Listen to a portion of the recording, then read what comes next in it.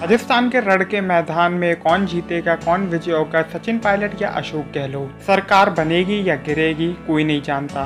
तो back to history, 2018 में जब स्टेट असेंबली इलेक्शन हुए थे राजस्थान में, तो कांग्रेस क्लीन स्वेप के साथ जीती थी और चीफ मिनिस्टर कौन बनेगा ये एक चर्चा का विषय था, सचिन पायलट या अशोक गहलोत। तभी यूथ वोटर था, यूथ आइकन था वो सचिन पायलट, लेकिन कांग्रेस ने उधर क्या किया, कांग्रेस ने उधर एक्सपीरियंस, अनुभव को चुना और अशोक गहलोत को चीफ मिनिस्टर बनाया।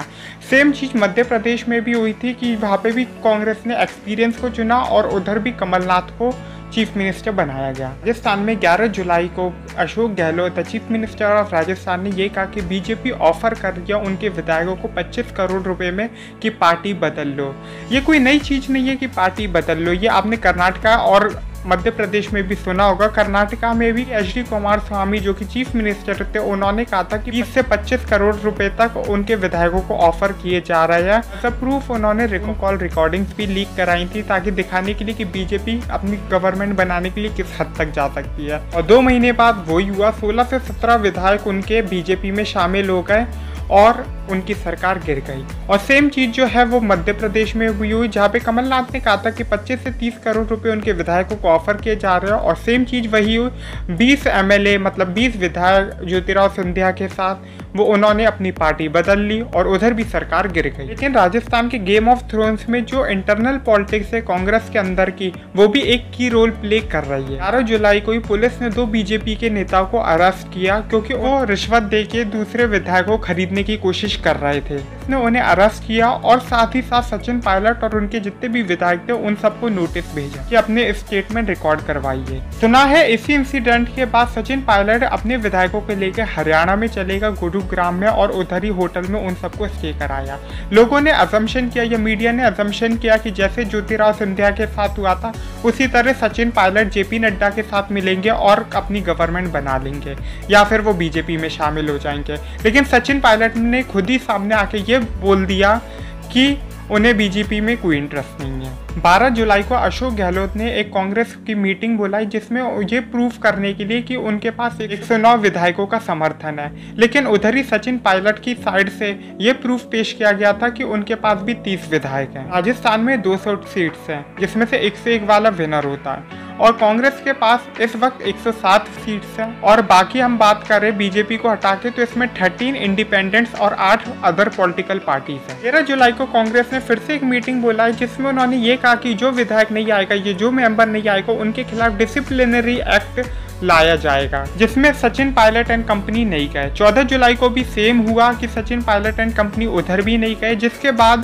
बाद सचिन पायलट को deputy chief minister of Rajasthan, Congress president to the state of Rajasthan और जितने भी उनके MLAs थे मंत्री पद से निकाल दिया गया, बर्खास्त कर दिया गया। और स्पीकर ने एंटी डिफेक्शन लॉ के तहत उन 19 MLA जो कि सचिन पायलट का फेवर कर रहे थे या सचिन पायलट को सपोर्ट कर रहे थे, उनको एक नोटिस भेजा कि आप ये बताइए कि मैं आपको डिस्क्वालीफाई क्यों ना करूं। जिसके बाद सचिन पायलट ने खुद ही सामने आके कैमरे पर ये कहा कि उन्हें बीजेपी में कोई इंटरेस्ट नहीं है और ना ही वो बीजेपी कभी ज्वाइन करेंगे। सारे विधायकों की सदस्यता और उनके मंत्री पद को बचाने के लिए वो लोग हाईकोर्ट पे चले गए क्योंकि वो सब डिस्क्वालीफाई नहीं होना चाहते। क्योंकि अगर कोई भी विधायक एक बार डिस्क्वालीफाई हो गया तो जब तक दोबारा इलेक्शन नहीं होंगे और वो दोबारा इलेक्शन लड़ के जीत के नहीं आएगा तब तक वो कोई भी पद नहीं संभाल सकता। क्योंकि गवर्नमेंट चाहे कांग्रेस की बने चाहे बीजेपी की, वो उनमें भी कोई मंत्री पद या कोई भी पद नहीं संभाल सकते। लेकिन अगर हम बात करें कर्नाटका और मध्य प्रदेश की, तो उधर जो है वो सिस्टम अलग था क्योंकि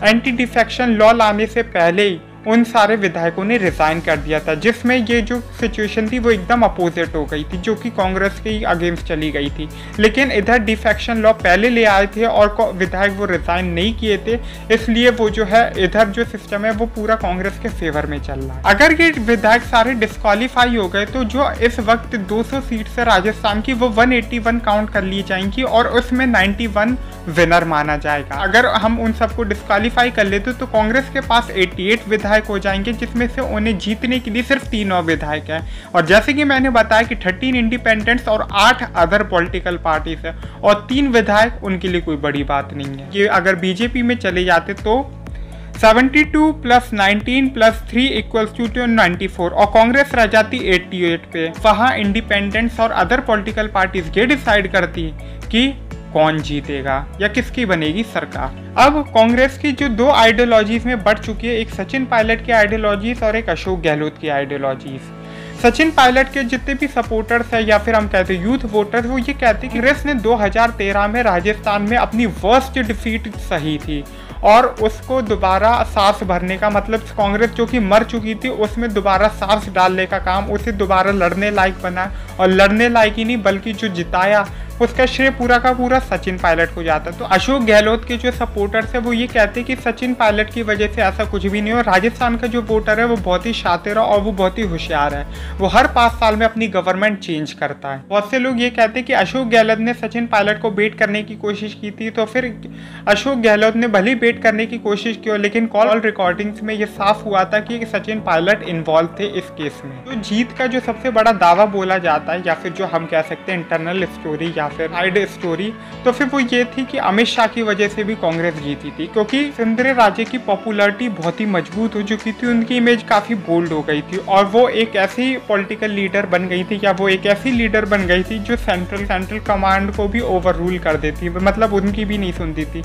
यह रीजन था कि अमित शाह नहीं चाहते थे कि नरेंद्र मोदी या फिर उनकी अमित शाह की इमेज पे कोई दाग आए या फिर उनको कोई चैलेंज करे, तो इसलिए उन्हें वसुंधरा राजे को हटाना था, जिस वजह से बीजेपी ने खुद ही वसुंधरा राजे की इमेज खराब की थी, क्योंकि वसुंधरा राजे वो लीडर बन चुकी थी जो कि चैलेंज कर रहा था बार बार नरेंद्र मोदी की इमेज को, क्योंकि वसुंधरा राजे सेंट्रल गवर्नमेंट की बिल्कुल नहीं सुनती थी।